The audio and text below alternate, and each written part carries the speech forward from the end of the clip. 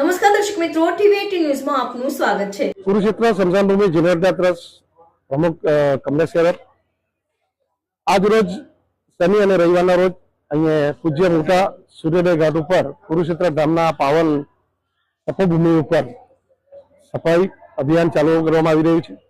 2 દિવસના સફાઈ અભિયાનમાં જે હિન્દુ શ્રદ્ધાળુઓ પર ડે સરેરાશ 10 થી વધારે લોકો અહીંયા 10,000 થી વધારે લોકો તાપી સ્નાન માટે અનુભવશે। તે રીતે પિતૃ તર્પણ માટે બી શ્રદ્ધાળુઓ ખૂબ મોટી સંખ્યામાં અહીંયા આવશે। આ શ્રદ્ધાળુઓ અને તાપી સ્નાનના શ્રદ્ધાળુઓ માટેની એક સારી દિવ્યતા અનુભવ મા તાપીના પવિત્રતા જળવાય તે માટેનું આ સફાઈ અભિયાનનું કામ હાથ ધરવામાં આવ્યું છે।